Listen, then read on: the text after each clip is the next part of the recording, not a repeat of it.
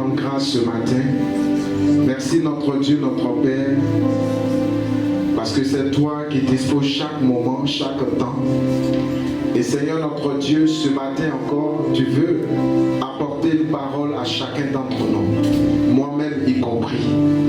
Et Seigneur notre Dieu, nous voulons nous soumettre à toi, afin que Seigneur notre Dieu, notre Père, la Bible nous dit que dans les derniers temps, nous les hommes, Seigneur, nous chercherons à entendre ce qui nous fait du bien. Seigneur, ce matin, nous voulons entendre plus ce qui vient de toi au nom de Jésus. Seigneur, dispose nos cœurs ce matin afin d'entendre, Seigneur, ce qui vient de toi. Seigneur, merci. C'est vrai, tu utilises les hommes que nous sommes. Mais Seigneur, nous ne voulons simplement être qu'un canal, mais que ce soit toi qui parles ce matin au nom de Jésus.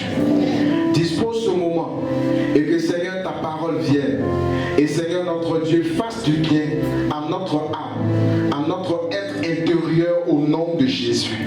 Et que toute la gloire te revienne ce matin. Est-ce que tu peux acclamer le Seigneur au nom de Jésus? Acclame bien le Seigneur avant de te rasseoir dans la présence de Dieu. Alléluia. Que Dieu nous bénisse. On peut se rasseoir. Et je vais dire bonjour à chacun d'entre vous. Que Dieu bénisse chacun d'entre nous ce matin au nom de Jésus. Et je veux bénir particulièrement le Seigneur pour notre Père et pour notre maman spirituelle. Alléluia. Et que Dieu les bénisse abondamment au nom de Jésus. Et que cette œuvre que nous savons qu'il n'est pas facile, que Dieu leur donne la force et que Dieu leur donne l'orientation qu'il faut en chaque instant au nom de Jésus. Est-ce que tu peux dire Amen très fort? Alléluia. Tu vas prendre ta Bible avec moi dans le livre de Hébreux au chapitre 6 à partir du verset 7. Hébreux chapitre 6 à partir du verset 7. Et tu vas préparer aussi 1 Corinthiens 3 à partir du verset 1. On va lire Hébreux d'abord. Et ensuite nous allons lire 1 Corinthiens chapitre 3 à partir du verset 1. Je vais dire à quelqu'un ce matin, c'est le thème de mon message. Toi aussi, tu es utile pour le Seigneur. Alléluia. Est-ce que tu peux dire à quelqu'un à côté de toi, à gauche et à droite, toi aussi, tu es utile pour le Seigneur. Hébreux 6, à partir du verset 7, je fais la lecture. Lorsqu'une terre arrosée de pluie fréquente produit des plantes utiles à ceux pour qui elle est cultivée, elle reçoit de Dieu sa part de bénédiction. Mais si elle produit des ronces et des chardons, elle est jugée sans valeur, bien près d'être maudite, et on finit par y mettre le feu. Est-ce que tu peux dire Amen? On va venir dans 1 Corinthiens chapitre 3.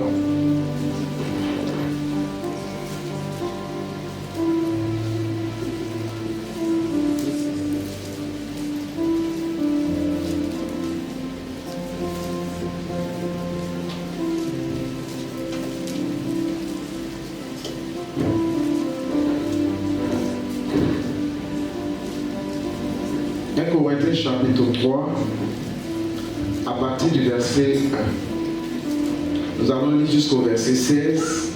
Donc on va aller rapidement.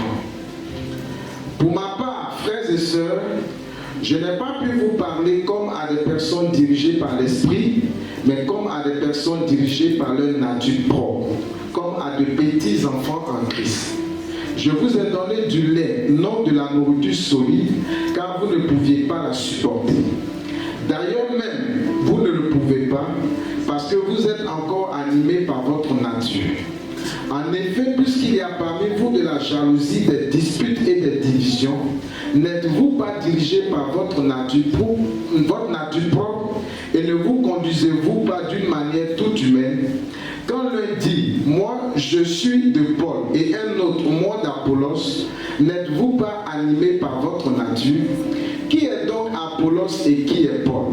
Ce sont des serviteurs par le moyen desquels vous avez cru, conformément à ce que le Seigneur a accordé à chacun. J'ai planté, Apollos a arrosé, mais c'est Dieu qui a fait grandir. Ainsi, ce n'est pas celui qui plante, ni celui qui arrose qui compte, mais Dieu qui donne la croissance. Celui qui plante et celui qui arrose sont égaux, et chacun recevra sa propre récompense en fonction de son propre travail. En effet, nous sommes ouvriers avec Dieu. Vous êtes le champ de Dieu, la construction de Dieu. Conformément à la grâce que Dieu m'a donnée, j'ai posé le fondement comme un sage architecte et un autre construit dessus. Cependant, que chacun fasse attention à la manière dont il construit dessus, car personne ne peut poser un autre fondement que celui qui a été posé, à savoir Jésus-Christ.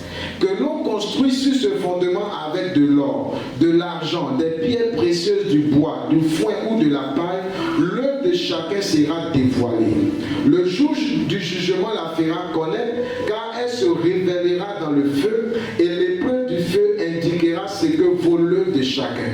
Si l'œuvre que quelqu'un a construite sur le fondement subsiste, il recevra une récompense. Si son œuvre brûle, il perdra sa récompense, lui-même sera sauvé, mais comme au travers du feu. Est-ce que tu peux dire Amen encore à la parole de Dieu? Nous revenons dans le premier passage dans Hébreux 6 que nous avons lu. Vous savez comme moi que la Bible aime parler avec les images, les figures, avec la nature.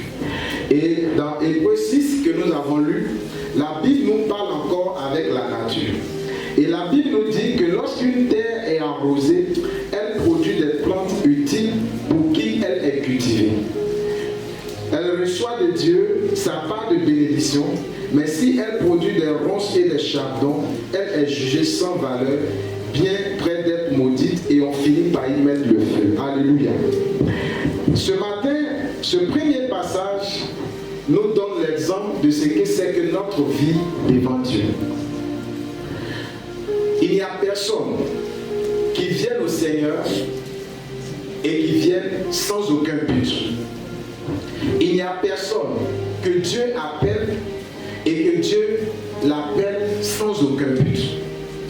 Quel que soit ton niveau social, quel que soit d'où tu viens, Dieu ne t'appelle jamais sans aucun but. Alléluia.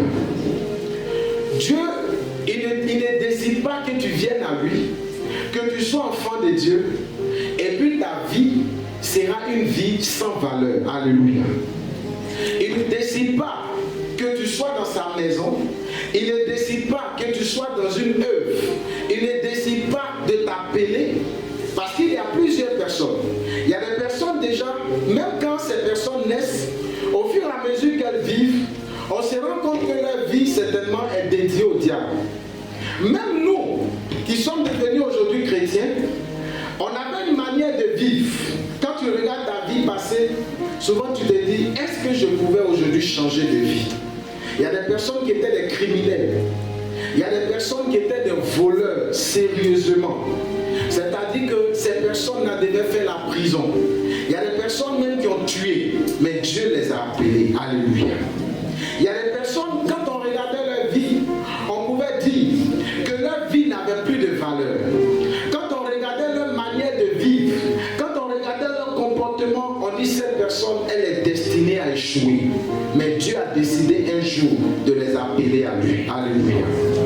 Par contre, il y a des personnes qui restent dans cette vie-là et puis on les tue. Il y a des personnes qui restent dans cette vie et puis jusqu'à ce qu'elles meurent, elles ne se donnent jamais au Seigneur. Mais si toi, Dieu a permis que tu viennes à lui, c'est parce que ta vie est utile devant lui. Alléluia. Et il dit que notre vie est comme la terre qui est arrosée de la pluie. Quand tu deviens chrétien, ta vie est comme une terre devant Dieu. Ta vie est comme quelque chose que Dieu aime arroser. Et même la parole que tu entends ce matin, c'est comme si Dieu est en train d'arroser ta vie. Chaque jour, il y a un message que tu reçois. À chaque moment, que nous soyons diacres, que nous soyons chantres, quelle que soit notre place dans la maison de Dieu, quand nous venons tous les dimanches, on reçoit tous la même parole. La Bible qui est ici n'est pas écrite différemment pour les chante n'est pas écrit différemment pour ceux qui sont dans le groupe des Esther, n'est pas écrit différemment pour ceux qui sont dans le groupe d'intercession, mais la Bible est écrite pareil pour chacun d'entre nous. Alléluia. Ça vous dit que Dieu t'arrose de la même manière que Dieu arrose les diacres, de la même manière que Dieu arrose les chants, de la même manière que Dieu arrose chacun dans la maison de Dieu. Dieu nous arrose tous de la même manière. Alléluia. Parce qu'il te permet d'entendre sa parole. Il te permet d'avoir certainement la Bible à la maison. Il te permet de pouvoir le chercher. Il te permet de pouvoir le prier. Il te permet un instant de pouvoir jeûner. Parce que tous ces éléments, Dieu utilise ça pour arroser ta vie constamment. Alléluia. Dieu permet même que souvent tu reçoives des paroles que d'autres personnes ne reçoivent pas. Dieu permet que tu reçoives souvent des prophéties qui te sont adressées personnellement et que d'autres personnes n'entendent pas. Dieu permet que tu reçoives des paroles qui te sont individuelles. Dieu permet que tu reçoives des paroles que d'autres n'entendent pas parce que ça te concerne personnellement. Alléluia. Tous ces éléments, Dieu est en train d'arroser comme ça ta vie. Alléluia. C'est comme des engrais qu'un cultivateur peut avoir.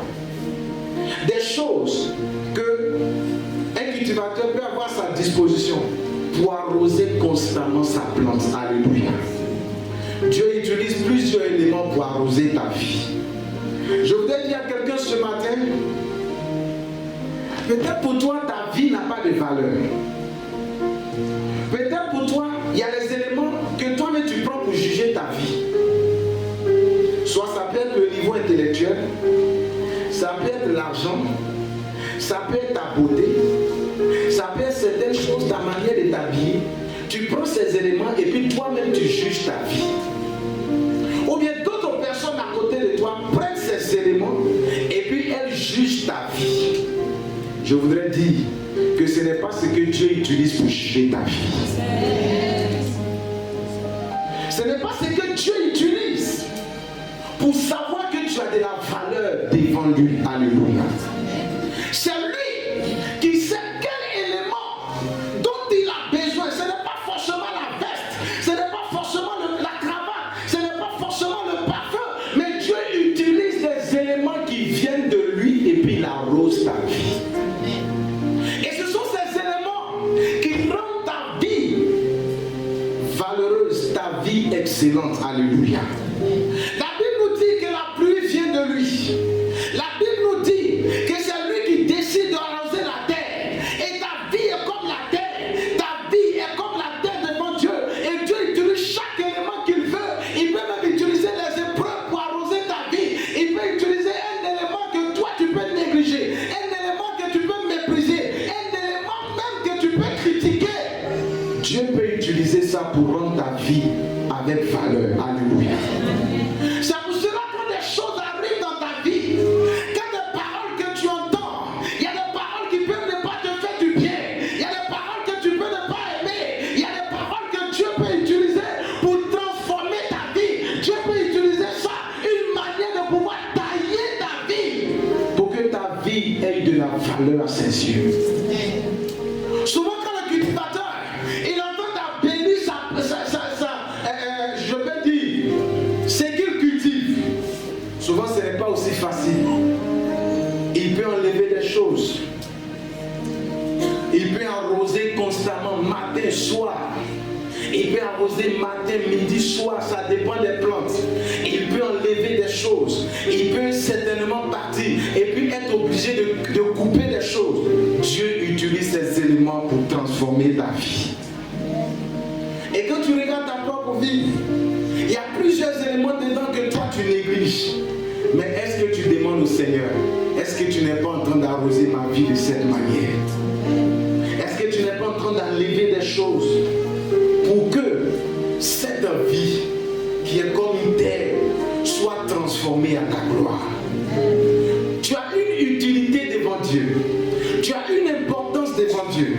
Tu as de la valeur devant Dieu. Mais Dieu ne va pas entretenir ta vie comme elle entretient ma vie. Dieu ne va pas rendre cette vie avec toute sa valeur, pas de la même manière que les autres. Mais Dieu va utiliser chaque moment chaque instant, chaque action. Il va utiliser chaque parole. La même parole que je suis en train de dire ce matin, il y a une autre révélation que Dieu peut te donner que d'autres personnes n'auront pas. Il y a des choses que tu peux entendre et Dieu va te reparler sur ces choses-là. Dieu est en train d'arroser ainsi ta vie. S'il y a des choses qui reviennent constamment dans ta pensée, s'il y a des choses qui reviennent constamment dans ton cœur, s'il y a des choses qui montent constamment dans ta réflexion, certainement Dieu est en train d'utiliser ces choses-là pour arroser ta vie, pour que tu comprennes qu'il est en train d'embellir ta vie. Il est en train de faire de telle sorte que la valeur qui est cachée puisse ressortir. La valeur que toi-même tu ne vois pas, la valeur que les autres ne voient pas. À cause de ça, ils peuvent te critiquer. À cause de ça, ils peuvent te mépriser. Dieu va permettre qu'en chaque instant, il y ait des choses qui viennent pour embellir ça. Et pourquoi il le fait? C'est pour que tu sois quelqu'un qui apporte quelque chose de bon. Dieu a placé forcément quelque chose de bon en toi. Quand tu n'es pas utile pour Dieu, souvent il peut permettre que tu restes pour le diable. Il peut permettre que certainement tu n'entends pas sa parole. Mais s'il t'a permis d'entendre sa parole, s'il t'a permis d'être à Bethany et Bénézer, s'il t'a permis d'être dans une église, s'il t'a permis de marcher avec lui, il y a quelque chose qu'il veut que tu puisses produire. Si jusque-là tu ne produis rien, pose-toi la question, Seigneur, quelle est la valeur de ma vie? Si jusque-là il n'y a aucun résultat que toi-même tu constates, demande à Dieu, Seigneur, est-ce que tu as suffisamment arrosé ma vie? Peut-être qu'il a suffisamment arrosé, mais jusque-là, tu es cette terre qui ne fait que produire des ronces et des chardons. La Bible nous dit dans 1 Corinthiens 3 que nous sommes ouvriers avec lui. Ouvriers avec lui parce qu'il y a des choses que Dieu veut t'utiliser pour faire. Il y a des choses que Dieu veut faire, mais c'est toi il attend. Il y a des choses que Dieu veut faire, mais c'est moi il attend. Il y a des choses que Dieu veut accomplir, mais il s'est dit, voilà celui dont la vie peut me servir à accomplir ça. Et constamment, si tu te présentes devant le Seigneur, et si tu le cherches de tout ton cœur, et pendant qu'il t'arrose de sa parole, il t'arrose de tous les éléments qui constituent notre marche avec le Seigneur, pendant que toi-même tu cherches, au moment où il est en train de couper la colère, au moment où il est en train de couper certaines choses, ou souvent il met le doigt sur certaines choses dans ta vie, au moment où il veut que tu abandonnes des choses, au moment où il veut que tu abandonnes des choses qui sont comme des blocages dans ta vie, des choses qui t'empêchent, la paresse de le chercher, la paresse de le prier, la paresse de le chercher constamment, la paresse de pouvoir lire sa parole. Au moment où Dieu t'encourage à faire ces choses, il y a des choses qu'il veut bâtir en toi. Au moment où il te pousse à aller faire ces choses constamment, il y a des choses qu'il veut bâtir en toi pour que tu sois quelqu'un de valeur devant lui. Alléluia. Et quand ces choses sont constamment en toi, quand Dieu arrive à maintenir ces choses, quand Dieu met ses qualités en toi, quand il arrive à polir ses caractères, il arrive à polir cette attitude en toi, il te permet d'être quelqu'un qui produit de la bénédiction pour son œuvre. Alléluia. Personne ne peut produire de la qualité s'il n'est pas selon ce que Dieu a prévu pour lui. Alléluia. Personne ne peut réaliser ce que Dieu veut qu'il puisse réaliser si constamment Dieu ne transforme pas des choses internes. Alléluia.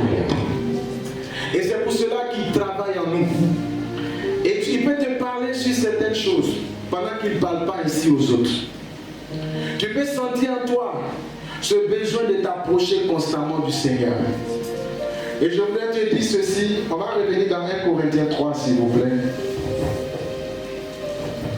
Je vais lire à partir du verset 6. J'ai planté, Apollos a arrosé, mais c'est Dieu qui a fait grandir. Ainsi, ce n'est pas celui qui plante, ni celui qui arrose qui compte, mais Dieu qui donne la croissance. Celui qui plante et celui qui arrose sont égaux, et chacun recevra sa propre récompense en fonction de son propre travail. Alléluia. Selon ce que Dieu met en toi, souvent tu as envie de faire ce que les autres font. Souvent tu dis, n'est pas ça, ce n'est pas à cette place que je suis. Mais cherche d'abord à être à la place que Dieu veut pour toi. Et ainsi tu feras ce que lui aime, ce que lui veut. Parce qu'il dit, quelle que soit ta place, tu recevras ta récompense. Quel que soit ce que nous faisons, chacun d'entre nous recevra ce qu'il a prévu pour nous. Alléluia. Amen. Ce n'est pas celui qui fait A ou celui qui fait B qui est plus grand que l'autre, mais c'est Dieu qui fait croître. Alléluia. C'est Dieu qui fait grandir. C'est Dieu qui fait prospérer. C'est Dieu qui fait que cette œuvre peut être récompensée à sa gloire. Alléluia. C'est pour cela, sache, à partir du verset 12, que l'on construit sur ce fondement avec de l'or, de l'argent, des pierres précieuses, du bois, du foin ou de la paille. L'œuvre de chacun sera dévoilée. Le jour du jugement la fera connaître. Car elle se révélera dans le feu. Dans le feu, et l'épreuve du feu indiquera ce que vaut l'œuvre de chacun. Si l'œuvre que quelqu'un a construite sur le fondement subsiste, il recevra une récompense. Si son œuvre brûle, il perdra sa récompense. Lui-même sera sauvé, mais comme au travers du feu. Que Dieu donne à chacun d'entre nous la récompense selon l'œuvre de chacun au nom de Jésus. Tu vas te tenir debout et nous allons prier le Seigneur ce matin au nom de Jésus.